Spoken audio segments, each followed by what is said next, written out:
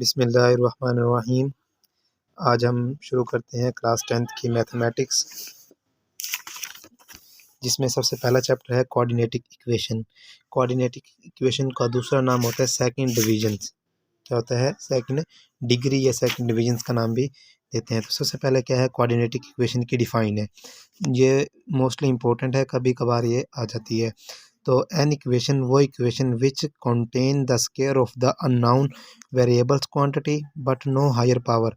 कहता है कि इसमें ऐसी इक्वेशन होती है जिसमें contain the square of unknown variable, के जो वेरिएबल होता है उसका एक स्क्वायर होता है और वो हमें मालूम नहीं होती, बट नो हायर पावर, लेकिन उसकी पावर जो होती है वो हायर नहीं होती, उसकी पावर सिर्फ स्क्वायर के अंदर होती है। इस कॉल्ड कोऑर्डिनेटिक इक्वेशन। ठीक है। उसके बाद क्या आ जाता है, an equation of a second degree, और जिस इसको सेकंड डिग्री का नाम भी दिया जाता है। इसी तरह सेकंड डिग्री की जो इक्वेशन बनती है या कोऑर्डिनेटिक इक्वेशन होती है वो बराबर होती है ax² जमा bx जमा c बराबर है 0। इसमें जो a होता है वो बराबर नहीं होना चाहिए 0 के, और a b c are real number is called the general or standard form. कहते हैं ये जो a और b और c जो वेरिएबल होते हैं ये एक रियल नंबर होते हैं, और इसको क्या कहते हैं, general standard form of a equation. ठीक है।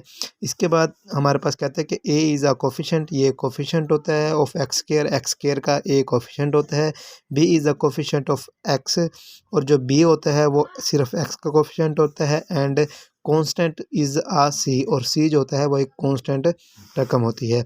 अब देखिए इसी तरह हमारे पास क्वेश्चन है x² - 7x + 6 बराबर है 0 के, और एक ये क्वेश्चन है, इसके अंदर जो हमारे पास ये कोऑर्डिनेटिक इक्वेशन के एग्जांपल्स हैं। कहते हैं कि जो x² - 7x + c is equal to 0 is in a standard form, but x² + 5x is equal to 5 is not a standard form, क्योंकि ये स्टैंडर्ड फॉर्म नहीं है। स्टैंडर्ड फॉर्म वो होती है जिसमें हमारे पास क्या होना चाहिए कि ये सब इस शेप के अंदर होना चाहिए कि ax जमा bx जमा c इज इक्वल टू 0।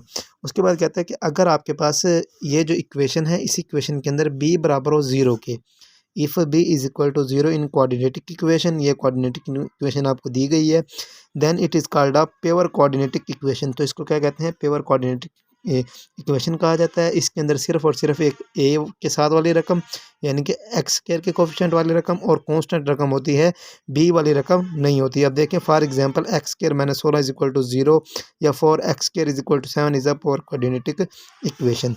इसी तरह हमारे पास है solution of the quadratic equation. कहता है कि कोऑर्डिनेटिक इक्वेशन को किस तरह सोल्व किया जाता है, उसके तरीके बताएं। तो इसके जो बेसिकली तरीके हैं वो हमारे पास इधर दो बताए हुए हैं, एक है फैक्टराइजेशन और दूसरा है कंप्लीट स्केयरिंग। कि फैक्टराइजेशन क्या होती है, हमारे पास तजिज़े का तरीका होता है, या आपने क्लास 6, 7, 8 में भी पढ़ा हुआ है, बिल्कुल वही तरीका है। और कंप्लीट स्केयर करना होता है। तो सोल्यूशन ऑफ फैक्टराइजेशन क्या होती है, सोल्यूशन ऑफ फैक्टराइजेशन क्या होती है, कहता है in method we write the quadratic equation in a standard form. कहता है कि इस मेथड के अंदर हम एक इक्वेशन को स्टैंडर्ड फॉर्म के अंदर लिखते हैं। If two number R and S can be found for the equation, कहते हैं कि इसके अंदर आर और एस बराबर होता है बी के, और आर एस बराबर होता है ए सी के। तो आर एस बराबर है बी का मतलब ये होता है कि ये जो दरमियान वाला होता है ना बी, इसके हमने कोई ऐसे दो जोड़े बनाने होते हैं जिसको आर और एस से जाहिर किया गया है, कि ऐसे दो जोड़े बनाने हैं जिनको जमा करो तो वो किसके बराबर आने चाहिए, बी के। और इसी तरह जो आर और एस बराबर है ए सी के, कहता है कि अगर जो दो जोड़े आपने बनाए हैं जिनको जमा करने से ये दरमियान वाली रकम बनती है, इसी तरह वही दो जोड़े ऐसे हों जिनको मल्टीप्लाई किया जाए तो ए सी का प्रोडक्ट बनना चाहिए इस इक्वेशन के अंदर। कहता है कि देन ax² जमा bx जमा c is equal to factorization into the two linear equation. ठीक है। अब इस तरह इसके एग्जांपल्स हैं और क्वेश्चन हैं, वो इंशाल्लाह हम बाद में जैसे एक्सरसाइज आएगी तो पढ़ेंगे। इसके बाद इसका दूसरा जो पार्ट था वो था कंप्लीटिंग स्केयर। तो कंप्लीटिंग स्केयर भी बिल्कुल इसी तरीके से कहता है, to solve the quadratic equation by method of completing square is the eliminated through the following examples. कहता है कि वो आप इस एग्जांपल्स को देखकर आप इन्हें फाइंड कर सकते हैं। तो इंशाल्लाह हम अगले वीडियो के अंदर आपको बताएंगे कि किस तरीके से कोऑर्डिनेटिक इक्वेशन को हल किया जाता है। और देखें ये हमारे पास एक्सरसाइज है, ये हम अगली वीडियो के अंदर पढ़ेंगे।